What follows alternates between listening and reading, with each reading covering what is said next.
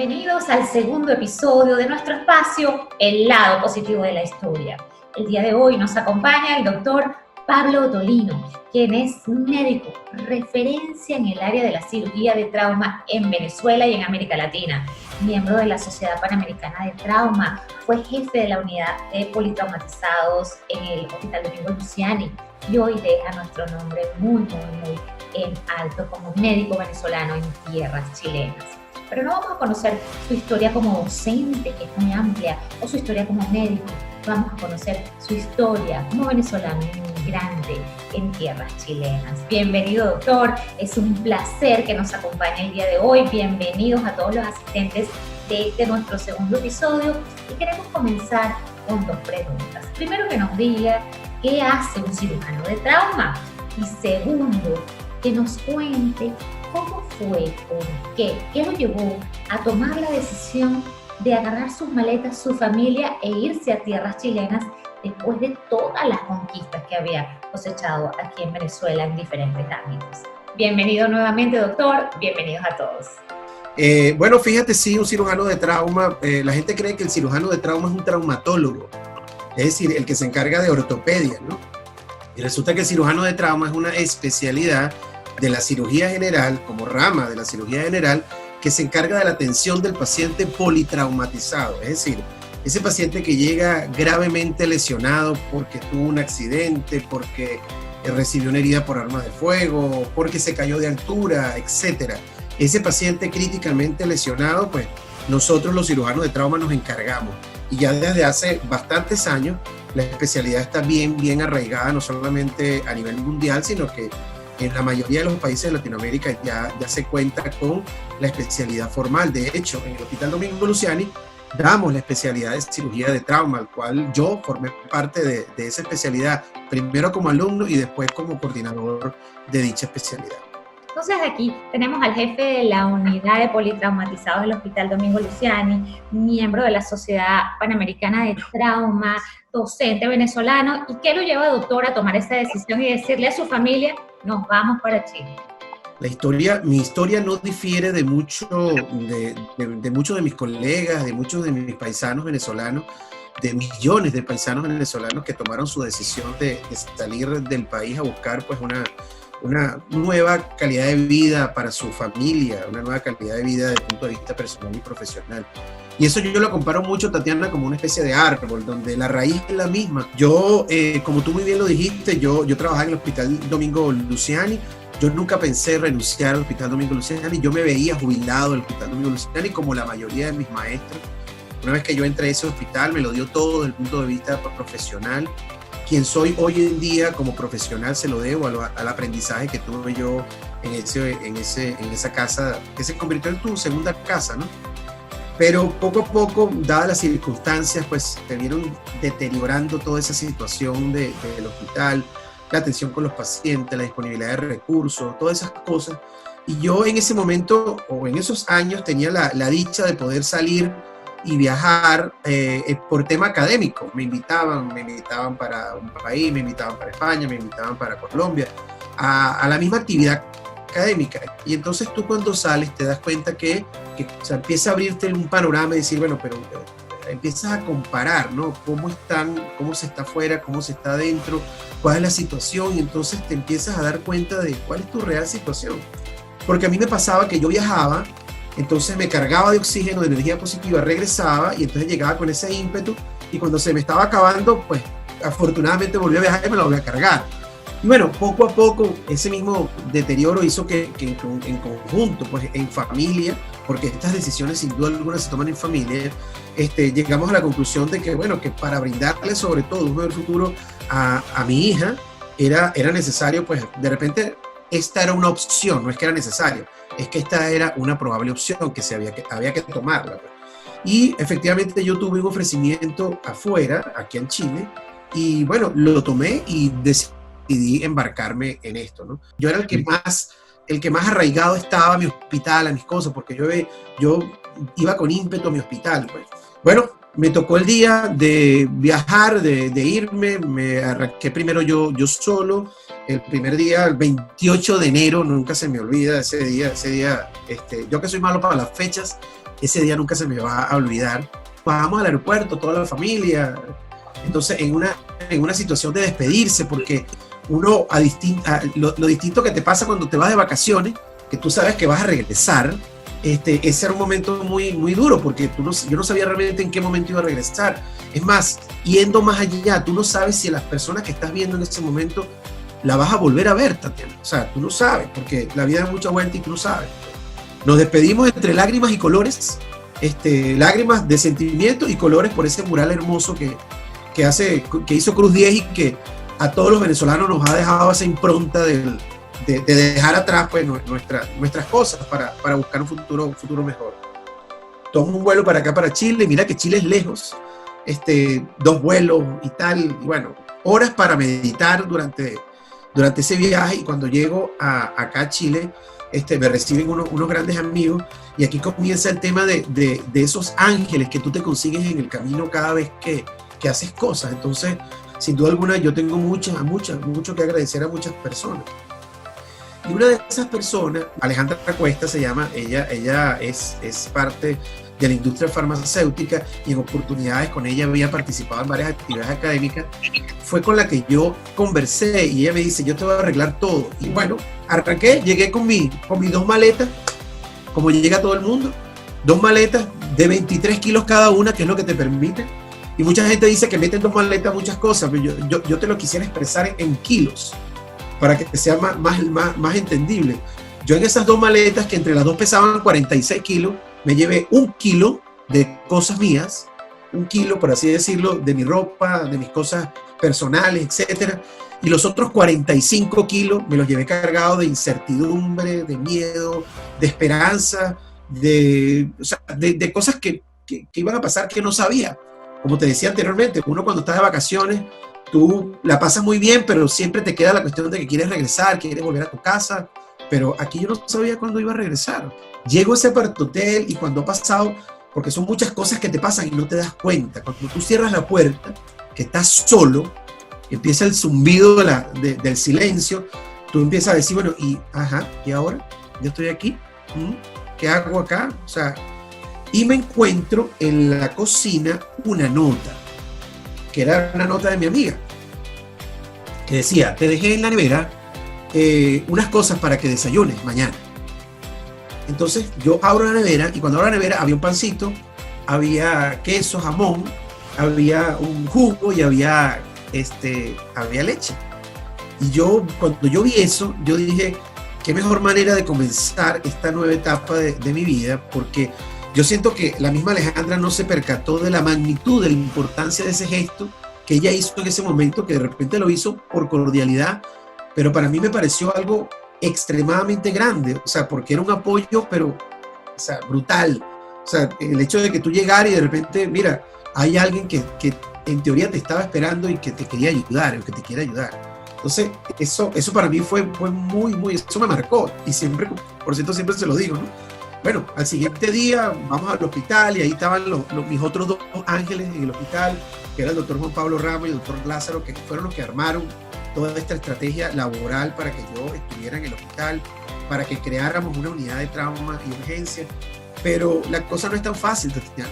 O sea, tú llegas a un país y siendo tú médico, siendo tú cirujano, que como tú dices, de repente tú has tenido un background, una trayectoria, pero es como que si, Tatiana, te montaran en un ascensor, y no estoy diciendo que yo esté en el PH, porque yo me considero que tengo mucho todavía por aprender, por crecer, pero pongamos que esté en el piso 5 de mi vida profesional, y te montas en un ascensor, Tatiana, y te bajan al sótano 1.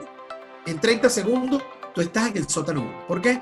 Porque tú vuelves a no hacer nada, se te resetean, y entonces, sin duda alguna, tú estás de cero. Porque tú muy bien eres médico, pero eres médico en tu país, eres cirujano en tu país, pero resulta que en la nueva latitud no. Entonces te comienza esa carrera por demostrar lo que tú tienes, lo que tú eres, lo que tú vales. Y desde el punto legal hay que hacerlo. Y hay que hacerlo. Me gustaría hacerle una pregunta allí, doctor. Yo también fui inmigrante, y mi primer trabajo fue como asistente de producción en Portugal, después de que yo había sido pues reportera y gerente de comunicaciones acá. Y le quería preguntar cómo hizo para manejar esa parte, porque bueno, ya sabemos, en la práctica uno tiene que todos los días ir demostrando todo lo que sabe, pero emocionalmente, porque queremos dejarle un mensaje aquí a toda la gente que piensa emigrar o que ya emigró emocionalmente, ¿cómo hago para pasar del piso 6 al sótano 1 y todos los días arrancar y decir, bueno, me voy a mi trabajo en mi sótano 1? Bueno, mira, lo primero que hay que tener es mucha paciencia. Hay que tener mucha paciencia porque las cosas llegan, pero llegan con tiempo. Y tú, obviamente, en un país donde empiezas de cero, tú no puedes pretender que las cosas ocurran de un día para otro. Es decir, que todo lo que tú tenías y todo lo que tú lograste en tu país, lo lograste subiendo esas escaleras poco a poco durante tantos años. Entonces, aquí lo que toca es empezar peldaño por peldaño, con mucha paciencia y sobre todo con mucha humildad, Tatiana. Yo pienso que la puerta de entrada al éxito cuando tú migras es la humildad. Es decir, saber escuchar el lugar donde estás, hablar, tratar de hablar el mismo idioma con la gente, ponerte en sintonía con las personas que tienes a tu alrededor y dejarte llevar, porque no arraigarte, o sea, no quedarte como pegado, por así decirlo, quedarte pegado, sino que tú tienes que tener una cierta flexibilidad, y esa flexibilidad te la da esa misma paciencia y esa misma humildad. Entonces usted estaba ahí cargado de humildad, de paciencia, en el sótano 1 en el hospital. Cuéntenos qué pasó. Bueno, entonces yo realmente me siento muy bendecido porque desde que yo llegué al hospital me han tratado con mucho cariño y con muchísimo respeto, de verdad.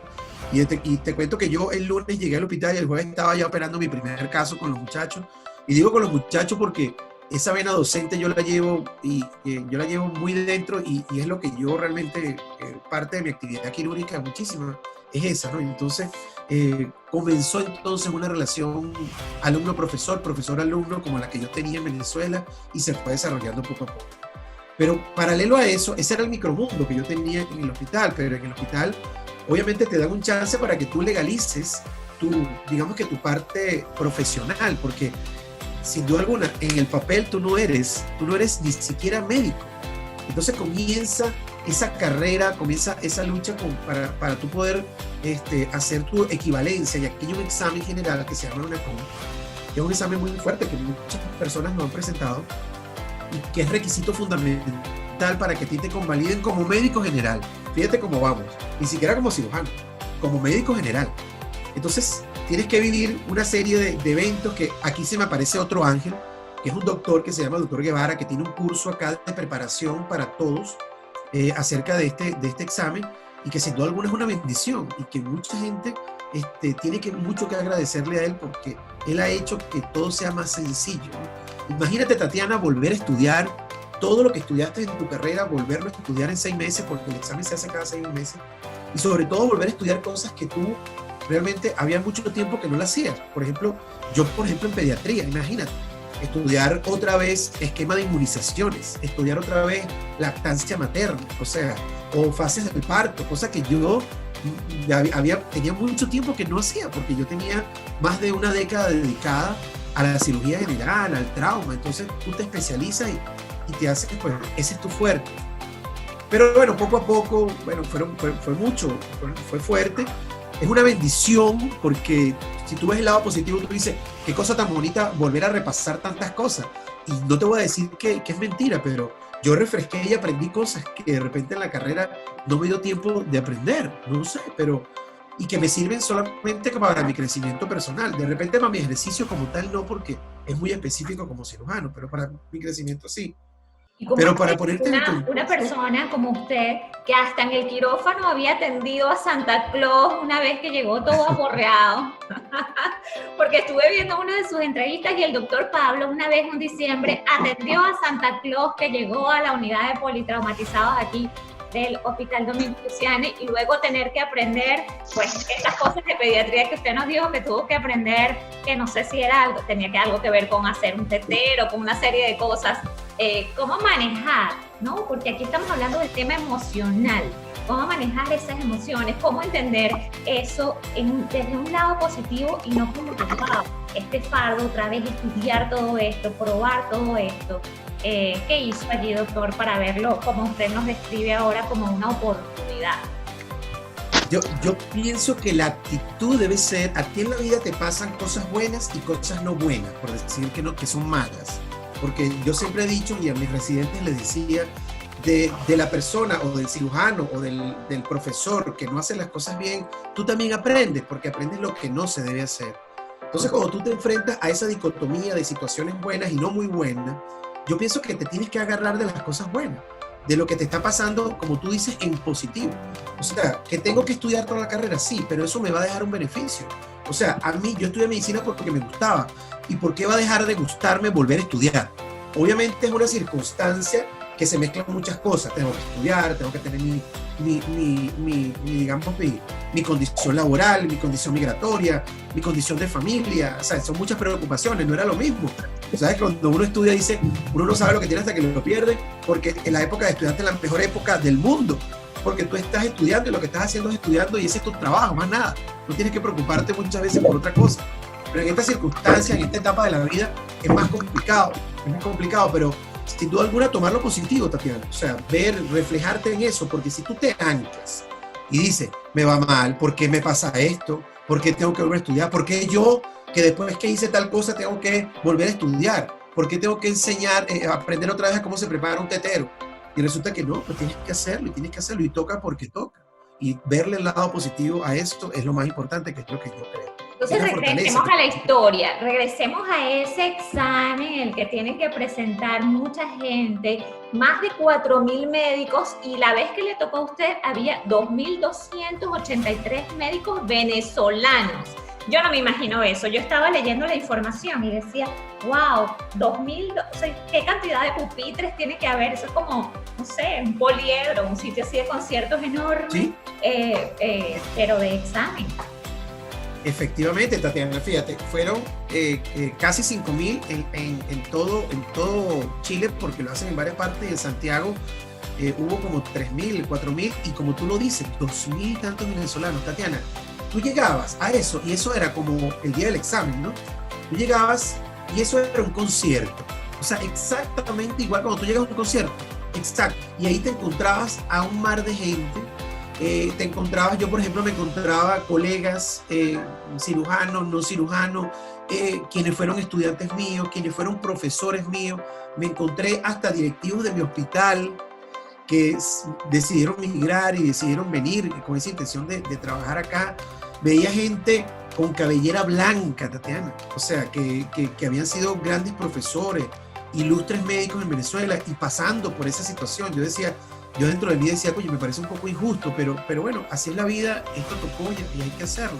Y como tú muy bien lo dices, era un poliedro, Tatiana. Imagínate meter 2.000 pupitres, los pupitres milimétricamente colocados a la distancia exacta, la luz, que por supuesto era una luz que no era tan la ideal. Entonces tenías que entrar así como régimen militar, porque no podías mirar por un lado, entras, te sientas, espera que te den las instrucciones. Había una voz allá arriba que decía, faltan tantos minutos, vamos a hacer esto, le vamos a entregar. Entonces tú te podrás imaginar esa incertidumbre, ese miedo. Te entregan un sobre con un examen que tiene 90 preguntas y luego sales de recreo y entras a 90 más. En total son 180. En promedio tienes que responder la pregunta con un minuto 10, porque ese es el promedio. A ti te preparan desde todo punto de vista. Además, te preparan hasta saber que tienes un minuto para responder la pregunta. Y tú cuando plasmas ahí la respuesta, tú estás plasmando una respuesta que si te equivocabas en 4, te quitaban una buena. Y no solamente eso, no solamente tú ibas por un puntaje, o tú ibas, Tatiana, porque ese era tu futuro. O sea, cuando tú colocabas una pregunta buena allí, lo hacías con la fe de que ese era un punto para tu futuro, no un punto para pasar el examen. Y esa era la percepción que uno tenía. O sea, es increíble. Cuando te paras, Tatiana, que miras hacia arriba, o sea, tienes un dolor en el cuello y sales, y entonces todo el mundo se empieza a reunir afuera y empieza, mira, ¿qué pasó? ¿Cómo te fue? Y yo no quiero hablar de nada. Vamos a ver que la vida es bella, vamos todo adelante, vamos bien, no quiero hablar de ninguna pregunta, que de hecho esa era una recomendación que te hacían. Y después volvías al ruedo otra vez, con 90 minutos más, y como si eso no fuera poco, salías. Te podrás imaginar la logística, y sobre todo para mis queridas damas, qué difícil era la logística de, por ejemplo, ir al baño. La logística para dos baños para 2.000 personas. Uno como hombre era como más fácil, por razones entendibles, ¿no? pero para la mujer era más complicado. Fue realmente un proceso de mucho aprendizaje, muy duro, obviamente, para todos los que lo pasamos, y luego venía la agonía de la espera del resultado, ¿no? Esperar si aprobaste o no, porque después, Tatiana, había otra secuencia, que era un examen práctico. Te dan 7 minutos en un examen que es simulado. Entonces, hay una persona que actúa como un paciente y simula al paciente. Y tú tienes 7 minutos para llegar a un diagnóstico y todo. Te podrás imaginar, Tatiana, lo que representa para un venezolano tener que hablar solamente 7 minutos con el paciente. Si tú me das aquí pie para que yo hable, te puedo hablar toda la mañana. Entonces, te puedes imaginar como un paciente. Entonces, eso es muy difícil. Pero bueno, tienes que adaptarte, porque el tema aquí es que tenemos que adaptarte a la situación que estás viviendo. O sea, al esquema que tienes que hacer. Verbigracia a toda esa situación. Vayamos al examen entonces, porque queremos saber cómo llegan esos resultados, cuántos doctores pasaron, cuántos médicos venezolanos lo aprobaron. Mira, afortunadamente los médicos venezolanos tienen una tasa altísima de aprobación de ese examen. Y eso hay que agradecerlo a toda nuestra alma mater, porque, sin duda, y a todos nuestros profesores, porque esa es la base. La base de una buena educación son tu alma mater y tus profesores, y eso se ha demostrado acá, ¿no? Los resultados te llegan en un correo electrónico y te dice solamente un correo que te dice el puntaje. Tú con más de 59% de 100 pasas el examen y pasas a esa segunda fase. Por decirte que aproximadamente entre el 85 y 90% de los venezolanos que presentaron aprobaron el examen de forma satisfactoria. ¡Wow! ¡Qué bueno! ¡Qué bueno! De verdad, eso es una alegría en medio de todo lo que estamos viviendo. Qué alegría que nos tenemos que probar un poco todo lo que sabemos, pero lo pasamos y lo superamos. Entonces, bueno, tuvo que pasar ese examen, luego el examen práctico, luego el tema migratorio, luego la comunicación, que es un área que me fascina. Cuéntenos, ¿cómo es que cuando se sienta en la consulta y alguien le dice, bueno, me duele la guata, y dice, bueno, disculpa? Tú sabes que al principio pasaba mucho, obviamente tú llegas con una jerga y unos modismos que son nuevos, que tú no entiendes muchas veces, y pasa eso, porque por ejemplo, aquí no es carro sino auto, o sea, tú no le echas gasolina al carro, sino le echas benzina al auto, y es que tienes que decirlo de esa manera para que te entiendan, y así te ahorras, porque carro es otra cosa. Por ejemplo, cuando yo llegaba al hospital, yo en el hospital no hago guardia, hago turnos, no paso revista, paso visita, y eso que dijiste de la guata es característico, aquí no es barriga, es guata. Y tú le dices a una persona, le duele el abdomen, le duele barriga, sobre todo a la persona que llega al hospital, que muchas veces es de un estatus social probablemente distinto. Entonces, como nuestros petareños, como nuestros pacientes que llegan al hospital. Y entonces, de repente, sí, otros que me duele la guata. Tú al principio la guata, pero no captabas. Y entonces tienes que, digamos que tú, para poder lograr una comunicación efectiva, tienes que ponerte en el canal de comunicación de ellos, porque si no lo pierden. Y lo que pasa con muchos colegas es que yo creo que a mí todavía no me ha ocurrido, pero es que inclusive adoptan el acento. Y eso no es ni por vanidad, a mucha gente afuera o en Venezuela le hace bullying a la gente. Yo no sé por qué te está hablando así, porque ahora hablas así. Entonces resulta que probablemente eso sea una estrategia para poder lograr una comunicación adecuada. Obviamente todo tiene su nivel. Yo tampoco creo en aquellas personas que tienen un año en los Estados Unidos y entonces tú le preguntas a algo y dices, es que no me acuerdo, ¿cómo es que se dice esto en español? Por favor, ¿ok? O sea, es tu idioma materno, ¿no? Pero sin duda alguna tú tienes que lograr, digamos que equiparar, y eso forma parte de tu integración, porque tú definitivamente viniste acá a integrarte. Tú no viniste a imponer tus condiciones, ni probablemente a que te la impongan. Es un tema de equilibrio y de integración. Yo siento que he aprendido mucho de todo lo que es la vida del chileno, y yo siento que quienes están a mi alrededor han aprendido mucho de nuestra vida. Antes de asistir a la entrevista, el doctor Pablo realizó el test de las fortalezas de carácter. Hoy, mientras nos contaba su relato, quedaron en evidencia cuáles son esas habilidades y son las mismas que las del test, aquellas que lo ayudaron a integrarse y a ser exitoso en este nuevo destino que escogió para vivir. Algunas de ellas son la espiritualidad, el amor por el aprendizaje y el trabajo en equipo. Es que cuando contamos nuestra historia en positivo, quedan en evidencia esas habilidades de nuestra personalidad que nos ayudan a superar metas, alcanzar sueños y es un modelo de comportamiento que podemos usar cada vez que tengamos que enfrentar un desafío. Y así llegamos al final del segundo episodio del lado positivo de la historia. Gracias, doctor Pablo, por compartir ese relato con nosotros y por demostrarnos que la diáspora venezolana es una oportunidad para perfumar aquellos sitios a los que llegamos, para articular nuestras fortalezas de carácter, nuestras habilidades, nuestros talentos, con lo mejor que hay allá para construir, para soñar, para dejar una huella positiva en esas latitudes que nos acogieron, sin perder el cordón umbilical con esta tierra que nos vio crecer, que nos educó. Eso es un gran ejemplo lo que hemos visto hoy en usted. Gracias, gracias, gracias. Gracias a todos por haber participado en este segundo episodio y los esperamos en el tercer episodio, que será muy pronto, del lado positivo de la historia.